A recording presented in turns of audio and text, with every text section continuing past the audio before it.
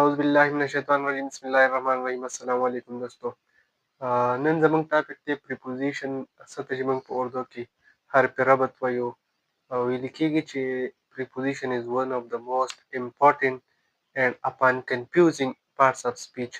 دا چې کوم دی دا preposition دا ډېر زیات موږ ته اسانه ښکاري په سینټنسز کې راشي یا په کتابونو کې لیکلي ډېر شي preposition یې استعمال شوي نه په هغې باندې موږ څه نوټس تللي نه د هغې باره کې موږ څه سوچ کړی چې دا preposition دی څه شی دا په کوم ځای کې استعمالیږي او دا ولې استعمالیږي د دې مقصد څه دی نو که تاسو هم د دې دپاره راغلي یئ تبنیل خو کتلي چې preposition څه شی دی په کوم ځای کې استعمالیږي ولې استعمالیږي مقصد یې څه دی نو بالکل تاسو دا ویډیو تر لاسته پورې کتلی شئ لاسته پورې که تاسو دا ویډیو وکته نو تاسو ته preposition بالکل بیا اسان ښکاره شي تاسو نه به هغه شک و شبهات لرې شي چې دغه preposition چې کوم دی لکه موږ به کوم ځای کې ان استعمالو ان به په کوم ځای کې استعمالو ایټ به په کوم ځای کې استعمالو پار به په کوم ځای کې استعمالو زیاتره کوم preposition چې کوم دی لکه behind شو beside شو outside شو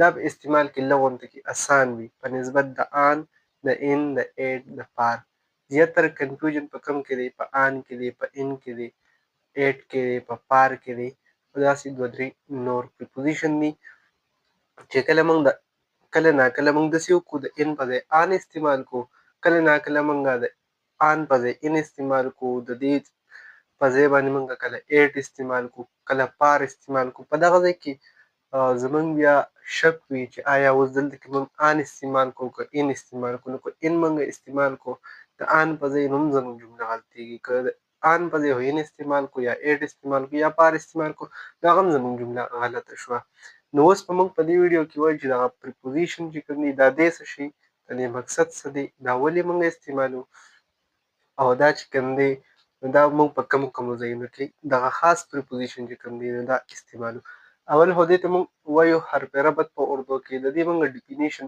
داسې کول خو موږ دا وایو چې دا د دوو words نه جوړ شوی دی preposition یو د pre نه جوړ شوی دی د دوو لفظو مجموعه ده pre and position pre and position د pre څه مطلب دی د pre مطلب دی before pre څه مطلب دی before یعنی پہلے او د position څه مطلب دی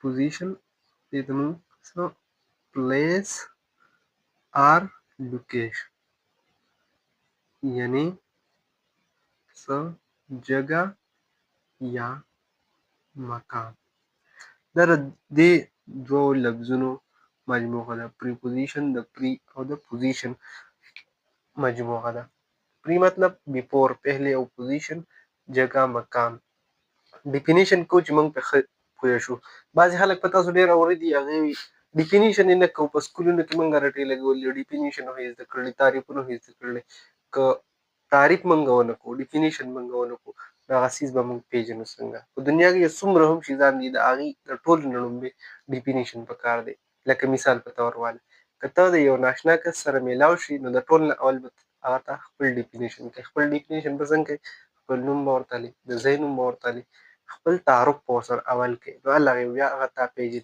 که ته ورسره دا ونه کړې ډایرکټ ورته ووایې چې زه دا کار کوم زه دلته کې ځمه راځمه یا دا خوراک کومه که داسې اخوا دېخوا کیسې ورته وکړې د هغې مطلب نه وي اول به ته تعریف کوي نو ځکه موږ هم وایو دا تعریف د دې دپاره چې دغه شي موږ وپېژنو نو preposition هم موږ تعریف کوو چې دا موږ وپېژنو چې دا دی څه شی نو موږ څه وایو چې preposition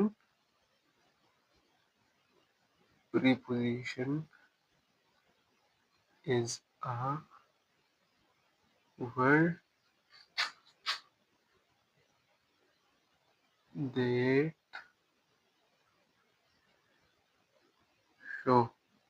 that show a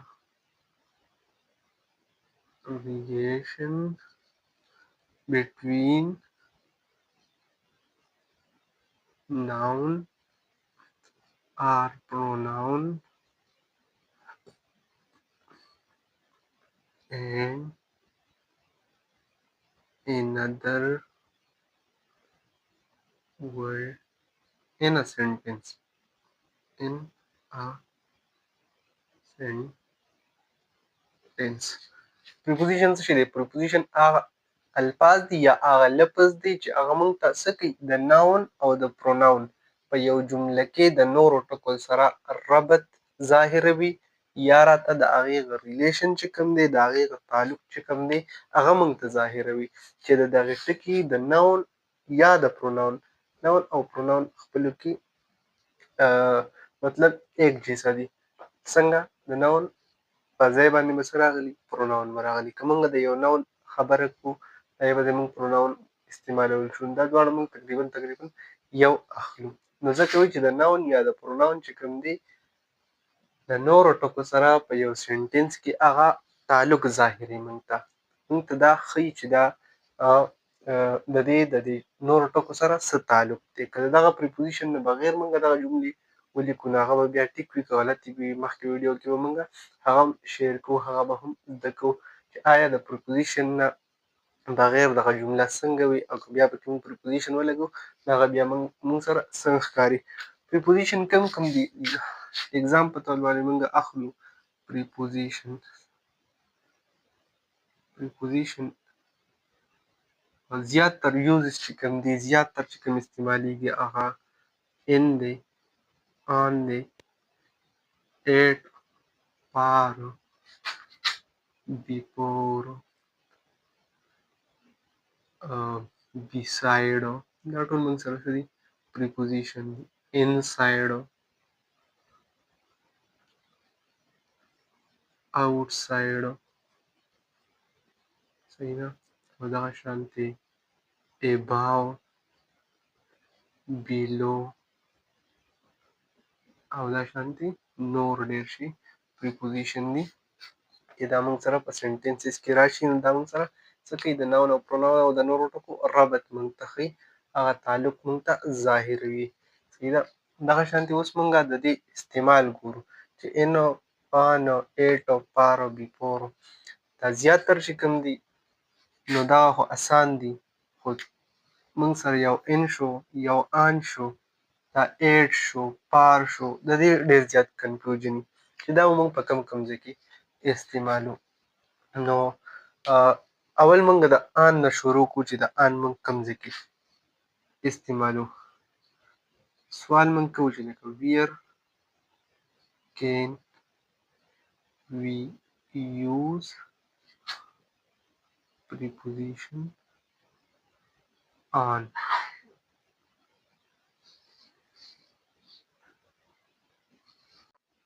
نو موږ سوال د ځان نه دا وکړو چې موږ د آن په کوم ځای کې استعمالو. آن خو موږ ووایو چې پریپوزیشن دی، اوس موږ دا وایو چې د آن اوس موږ له یوز نه راځي، استعمال نه راځي، چې د آن به اوس موږ په کوم ځای کې لګوو. ډېرو زیاتو خلکو سره ایون که هغه پرایمري لیولز خو دي دا شبهات، خو د های، د سیکنډري او زیاتر د استادانو هم دا شک و شبهات وي چې دا آن به موږ په کوم ځای کې استعمالو. آن دپاره پنځه ځایونه داسې دي چې هغه موږ دغلته کې آن استعمالولی شو بغیر د شک و شبهات نه، بغیر د څه سوچ نه، چې دغه آن به موږ دغلته کې استعمالو. نو موږ کوم ځای کې استعمال شو؟ د ټولو نه اول که فرض کا د یو سرفیس ذکر موږ کوو، د یو سطحې ذکر موږ کوو. سرفیس چې کوم دی یو سطحه، که موږ یو ځای یادو او هغه څه سرفیس وي، لکه دا زما لاس د دې د پاسه کوم سیټ چې کوم دی دا یو سرفیس دی. که زه دا ووایم چې دا مارکر زما د لاس په سطحه باندې پروت دی، که دا شانتې ذکر موږ کوو، یوه سطحه موږ یادو، یا زه ووایم چې د ځمکې د پاسه د ځمکه دا سطحه یادوم یا د ټیبل سطحه یادوم، نو که داسې سطحې راشي او په هغې باندې یو د یو شیز هغه پوزیشن موږ ظاهروو چې دا شیز په د دې په سطحه باندې پروت دی، نو د هغې دپاره به موږ آن استعمالوو. لکه اګزامپل موږ الو، په دې بیا به ښه پوه شو. اګزامپل پې یو اخلو. مثال په طور موږ سره یو مثال دی، زه وایم چې کتاب په میز باندې پروت دی. خبره ظاهره شوه چې کتاب د میز د پاسه پروت دی. د میز دا پاسنی چې کوم ځای دی نو دا د دې سرفیس دی، دا د سطحه ده. زه په انګلیش کې دا داسې ویلی شم چې the book is، دلته کې زه پریپوزیشن لپاره ځای پرېږدم. the book is dash table. دلته کې زه څه وایم، دلته کې زه سوچ کوم چې څه ولګوم، ان ولګوم او که آن ولګوم. دا دواړه پریپوزیشن زما په ذهن کې پراته دي چې the book is in the table که the book is on the table. دلته کې ما خبره څه وکړه، که یو سطح راشي، سرفیس راشي، د هغې دپاره ما څه ووایي چې زه به څه لګوم، زه به آن لګوم. شروع کړی موږ آن دی، د آن زده کړه کوو چې آن به موږ کوم ځای کې زده کوو، کوم ځای کې به یې لګو. نو ما ووایي چې په سرفیس باندې لګو. نو دلته کې چې ما ووایي چې the book is the table، کتاب پروت دی ټیبل باندې. ټیبل خو کتاب چې پورته دی ټیبل د پاسه به پروت وي. نو ظاهري خبره شوه چې سطحه راله، نو زه به بغیر د څه شک نه بیا څه لګوم، آن به زه دلته کې ولګوم. نو په دې ډیش کې زه بیا څه لګولی شم، آن لګولی شم. دا ان به بیا دلته کې غلط وي. the book is on the table. دا اوس موږ سره زموږ صحیح جمله شوه. ما وړاندې نه ولیکو، فرض کړه موږ پکې دا پریپوزیشن ونه لګو، تشه جمله ولیکو، نو بیا بس د دې څه مطلب وي، the book is the table. the book is the table. دې جملې ته وګورئ، د دې څه مطلب نه راوځي. د دې په مطلب باندې موږ پوه نه شو چې the book is the table څه، بالکل غلطه جمله. دلته کې پریپوزیشن موږ ونه لګاوه، لہذا د جملې څه مطلب راونوتو. یو بل اگزامپل زه اخلم، سطحې دپاره زه څه ووایم چې د picture is on the wall. د دیوال په سطحې باندې یا په دیوال باندې څه دی، تصویر لګېدلی دی. the picture is on the wall. وال چې کوم دی د دیوال که موږ وګورو دا سطحه ده، په دې باندې یو تصویر لګېدل دی. نو په دې وجه باندې موږ آن استعمال کو. موږ سره د دې څه وشو، یو یوز وشو. که چېرته فرض که د دې نه دا ظاهره شوه، که چېرته یو سطحه راشي، یو سرفیس راشي او هغې کې موږ پریپوزیشن لګول غواړو، نو څه به لګو، آن پریپوزیشن به لګو. هلته کې موږ ان یا پار نه شو لګولی، ورنه بیا به جمله زموږ غلطي. لہذا څه به لګو، آن به لګو. دویم نمبر یوز یې څه دی، که فرض که ورځې راشي، ډیز راشي، څه راشي، ډیز راشي، یا څه راشي، آر ډیټ راشي. که څه تاریخ راشي یا ورځې راشي، نو د هغې دپاره موږ څه لګو، آن به لګو. یو خبره موږ دا زده کړه، سرفیس دپاره به څه لګو، آن به لګو. دویمه خبره څه شوه، که ورځې رالي یا تاریخونه رالي، نو موږ به څه لګو، آن به لګو. لکه اگزامپل زه حالمه چې څه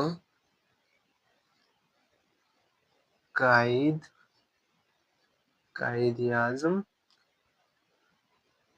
was born on 25 December. دلته کې ما آن ولګو. آن مې ولې ولګو، دلته کې ما خبره د ډیټ کړو چې کله ډیټ راشي، هلته کې موږ پریپوزیشن لګول غواړو، بیا به هغې سره څه لګو، آن به لګو.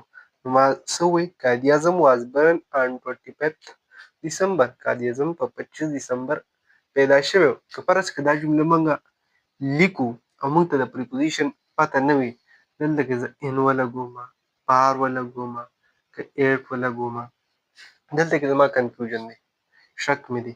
خو ما که دلته کې فرض کا دا زده کړي وي چې د ډیټ لپاره موږ آن لګو، نو دلته کې به بیا زما ایټ غلط وي، پار به غلط وي، ان به غلط وي، آن به بیا څه وي، ټیک وي.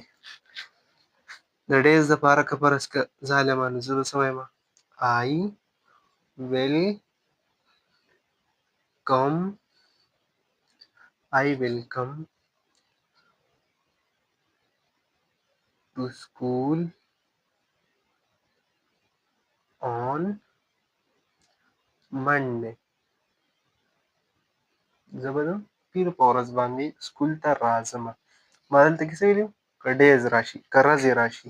منډې څه ده؟ ورځ ده که نه؟ ډې ده که نه ده؟ دا موږ سره یو ډې ده. دلته کې ما د تاریخ خبره وکړه، دلته کې مې د ډې خبره وکړه. په دواړو سیچویشن کې، په دواړو ځایونو کې ما څه لګولې؟ آن لګولې. نو دوه خبرې زمونږ کلیر شوې، که ډیټ یا ډیز راشي لکه څنګه چې موږ اګزامپل یې واخیستی، نو د دې دپاره موږ آن لګو. یو خبره دا وه چې سرفیس راشي، یو دا رله چې ډیز او ډیټ راشي، نو د دې دپاره موږ بیا څه لګو؟ بیا به موږ دغه آن پریپوزیشن لګو.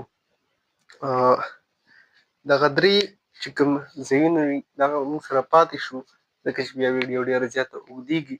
نو د آن دپاره چې کوم را روان ویډیو ده هغې کې به دغه نور درې ځایونه ډسکس کوو چې آن په نورو کومو دریو ځایونو کې لګي، او د دې نه علاوه چې کوم ان دی، ایټ دی او پار دی، یا دغه نور پریپوزیشن دي، هغه به انشاءالله په نیکسټ ویډیو کې په ډیټیل سره څه کوو؟ زده کوو. نو که تر اوسه پورې تاسو دا ویډیو خوښه شوي، دا ویډیو سره لایک کړئ، چینل سبسکرایب کړئ او د بلې ویډیو انتظار کوئ. السلام.